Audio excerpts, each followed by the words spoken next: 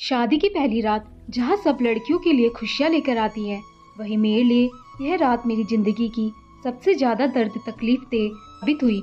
उस रात जब दुल्हन अपने आने वाली जिंदगी के हसीन ख्वाब देख रही होती है, वहाँ मेरे लिए यह रात आने वाली जिंदगी की कुछ हकीकत लेकर आई है। मेरा नाम सोनिया है और आज मैं आप लोगों को अपने साथ बीती एक दर्द भरी कहानी सुनाने जा रही हूँ। मैं एक गरीब घराने से हूँ। मेरे पापा बैंक में चौकीदार की नौकरी करते थे। हम 2 बहनें और एक भाई थे। मैं अपने बहन भाइयों में सबसे बड़ी थी। मम्मी घर में सिलाई कढ़ाई का काम करके पापा के घर के खर्चे में हाथ बटाती थी। जिंदगी काफ़ी अच्छे और सुकून भरी गुजर रही थी और अचानक किसी की बुरी नज़र हमारे घर को आ घेरा। दिल का दौरा पड़ने से मम्मी इस दुनिया से चली गई और यूँ हम तीनों बहन भाई छोटी सी उम्र में माँ की ममता से जुदा हो गए। मम्मी के जाने के बाद घर के तमाम कामकाज की जिम्मेदारियां मेरे कंधों पर आ गई थी। मम्मी के जाने के बाद पापा बहुत उदास और गुमसुम रहने लगे थे।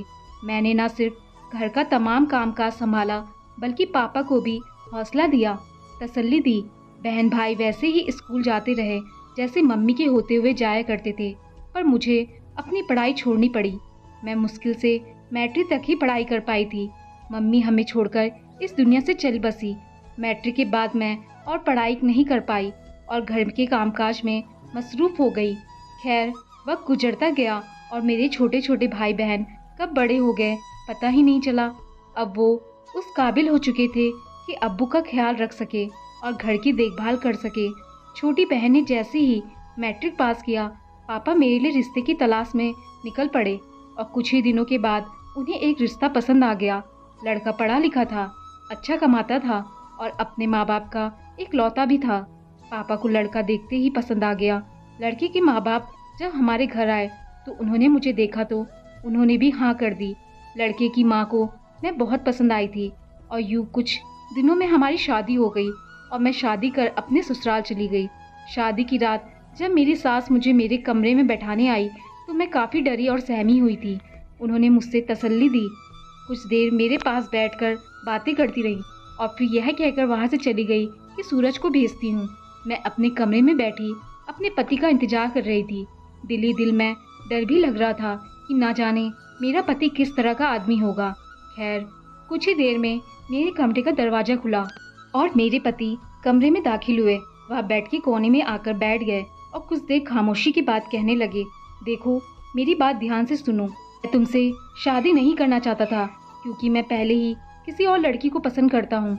यह शादी सिर्फ और सिर्फ मैंने अपने माँ बाप की खुशी के लिए की है, इसलिए तुम्हारे लिए यही बेहतर होगा कि तुम मुझसे किसी भी किस्म की कोई उम्मीद मत रखना। सूरज की यह बातें सुनकर मैं कुछ वक्त के लिए बिल्कुल बेजान सी हो गई। मुझे कुछ समझ नहीं आ रहा था कि आखिर यह क्या बोल रहे हैं और मैं इनकी यह सब बातों का क्या जवाब दूं। अगर मैं इन्हें नहीं पसंद थी तो शादी ही क्यों की मुझसे। मैंने उनकी किसी बात का कोई जवाब नहीं दिया और खामोश बैठी रही। कुछ देर तो यूं ही गुजरे और फिर वो उठकर कमरे से बाहर चले गए। जब तक वह कमरे में मौजूद थे, मैं अपने आंसू को रोककर बैठी रही, मगर जैसे ही वह कमरे से बाहर गए, मेरा दिल टूट गया और मैं छोटे बच्चे की तरह रोने लगी। मैं ऊपर वाले से सवाल करने लगी कि आखिर मैंने ऐसा कौन सा गुनाह किया है जिसकी सज़ा खत्म होने का नाम ही नहीं ले रही। बचपन में माँ का साया सर से छीन गया, खेलने कूदने की उम्र में घर संभालना पड़ा और अब जब शादी हुई तो बजाय खुशियों के एक बार फिर गर्मी ने आकर घेरा। मैं काफ़ी देर वहाँ बैठी अपनी किस्मत को कोसती रही। कमरे का दरवाज़ा खुलने की आवाज़ आई तो मैंने अपने आंसू साफ किए और सामने नज़र उठाकर देखी। सूरज किसी लड़की का हाथ पकड़े कमरे में दाखिल हो रहे थे। मैं हैरत से उनकी तरफ देखने लगी कि ये कौन है जिसका सूरज इस तरह से हाथ पकड़े खड़े हैं। मेरी सवालिया नज़रों को समझते हुए मेरे सवाल करने से पहले ही कहने लगे, यह शालिनी है, मेरे पापा के दोस्त की बेटी। हम दोनों बचपन से ही एक दूसरे को पसंद करते हैं और एक दूसरे से शादी करना चाहते थे, मगर मम्मी को ना जाने इससे क्या परेशानी है, उन्होंने कभी भी इसे पसंद नहीं किया और यही वजह है कि आज उसकी जगह तुम मेरी दुल्हन बनी मेरे बेड पर बैठी हो। मुझे सिर्फ यही बात समझ आई। उसके बाद उन्होंने क्या क्या बोला मुझे याद नहीं। मैंने बस खामोशी से उनकी सब बातें सुन ली और किसी बात का कोई जवाब ना दिया, क्योंकि मैं यह बात तो समझ चुकी थी कि उनसे बहस करना बेकार है। खैर कुछ देर सूरज उस लड़की को अपने पास बैठाए बातें करते रहे और फिर वह लड़की उठकर कमरे से बाहर चली गई। शादी की पहली रात मेरी और सूरज की बस यही बात हुई। शालिनी के जाने के बाद उन्होंने मुझसे कोई बात नहीं की, बस चुपचाप तकिया उठाए और सोफे पर जाकर सो गए। मैं उन्हें देखती ही रही कि आखिर इस कदर बेशरम इंसान भी कोई हो सकता है, मगर चाहकर भी कुछ बोल ना पाई। शादी की पहली रात से ही मेरी दर्द भरी जिंदगी की शुरुआत हो चुकी थी। अगले दिन रिसेप्शन था। मेरी सास ने मुझे पार्लर के लिए तैयार करवाया।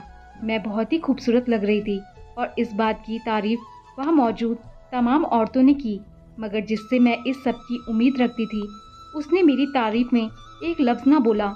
उन्होंने तो मुझे आग भरकर भी ना देखा। उनकी आंखें तो बस शालिनी पर टिकी हुई थी। उनकी एक झलक देखने को बेताब थे।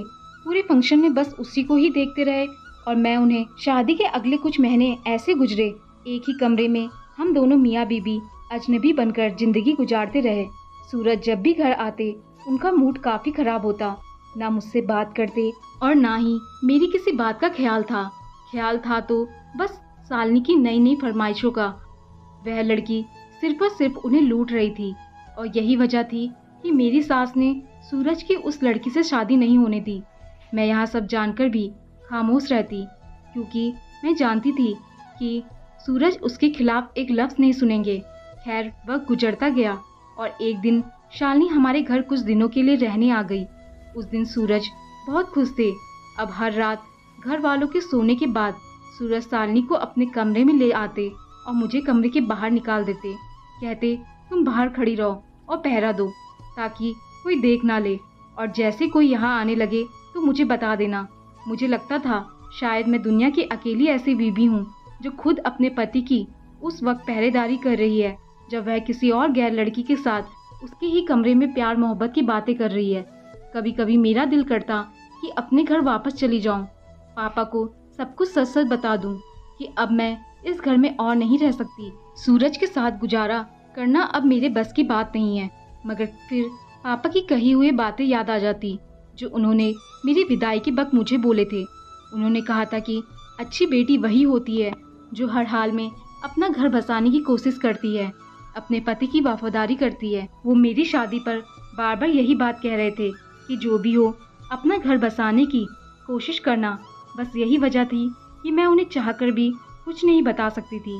खैर वक्त गुजरता गया। सूरज रोज रोज महंगे महंगे तोहफे लाते जो मुझे ही शालिनी को देने पड़ते ताकि किसी को कोई शक ना हो।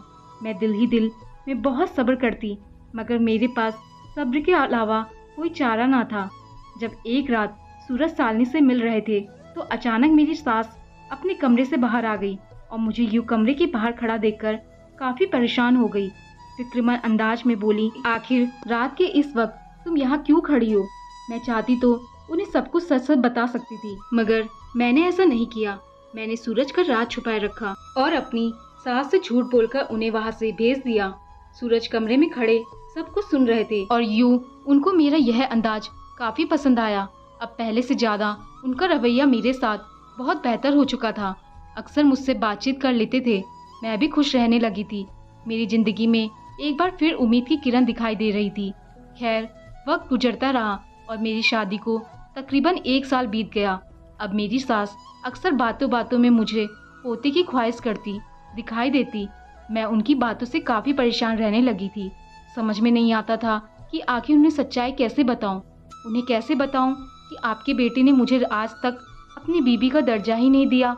मैं हर बार ऊपर वाले से रो रो कर दुआ मांगती, उनसे अपनी और सूरज की भलाई मांगती, और एक दिन आखिर ऊपर वाले ने मेरी तमाम दुआएं सुन ली। दोपहर के 3 बज रहे थे जब सूरज घर आए। जब से मेरी शादी हुई थी तब से लेकर आज तक यह पहली बार था जब सूरज इतनी जल्दी घर वापस आ गए थे। मेरे कमरे में आई तो वह काफ़ी परेशान थे। मुझे देखकर अपनी तरफ आने का इशारा किया। मैं हैरान थी कि आज इन्हें क्या हो गया है। मैं उनके पास जाकर बैठ गई। उन्होंने मेरा हाथ पकड़ा और कहने लगे, मुझे माफ़ कर दो। मैंने आज तक जो कुछ भी तुम्हारे साथ किया वह बहुत गलत था। शायद ऊपर वाले ने मुझे मेरी उसी बुरे रवैये की सज़ा दी है।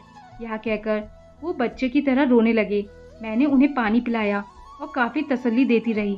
जब सूरज की हालत कुछ संभली तो उन्होंने मुझे बताया कि आज जब मैं ऑफिस की एक मीटिंग के लिए बाहर आया हुआ था तो मैंने शालिनी को देखा। वो एक लड़की की बाहों में बाहें डालकर वहाँ कॉफ़ी शॉप पे बैठी हुई थी। मुझसे बर्दाश्त नहीं हुआ और मैं उसके पास चला गया। मुझे देखते ही वह चौंक सी गई। मैंने जब पूछा कि आखिर कौन है यहाँ लड़का, तो उस लड़के ने मेरा गिरबान पकड़ लिया और कहने लगा, मेरी मंगेतर से बात करने वाले तुम होते कौन हो? मैंने सवालिया नज़रों से शालिनी की तरफ देखा, आखिर यह सब क्या है? मगर उसने कोई जवाब ना दिया और यूं अनजान बन गई जैसे वह मुझे कभी जानती ही नहीं थी। आज मुझे समझ आया कि वह मेरे साथ सिर्फ और सिर्फ इसलिए थी ताकि मुझसे महंगे महंगे तोहफे ले सके और मुझे अपने मकसद के लिए इस्तेमाल कर सके। मुझे माफ़ कर दो, मैंने तुम्हारे साथ बहुत बुरा सलूक किया है। सूरज बच्चों की तरह दोनों हाथ जोड़कर मुझसे माफ़ी मांग रहे थे और मैंने उन्हें माफ़ कर दिया। उस दिन के बाद से मेरी और सूरज की एक नई और हसीन ज़िंदगी की शुरुआत हुई, जहाँ मेरे अलावा सूरज की ज़िंदगी में और कोई लड़की नहीं है। आज मैं और सूरज 2 बच्चों के माँ बाप हैं और खुशी खुशी ज़िंदगी गुजार रहे हैं। मैंने अपनी ज़िंदगी से यही सीखा है कि हालात चाहे जैसे भी हो, हमें कभी हिम्मत नहीं हारनी चाहिए और नाउम्मीद नहीं चाहिए। देर से ही सही, मगर ऊपर वाला इंसान की हर दुआ सुनता और कबूल करता है। दोस्तों, आपको कहानी पसंद आई हो तो लाइक, शेयर और कमेंट जरूर करें और चैनल पर नए आए हैं तो चैनल को सब्सक्राइब करना ना भूलें। धन्यवाद।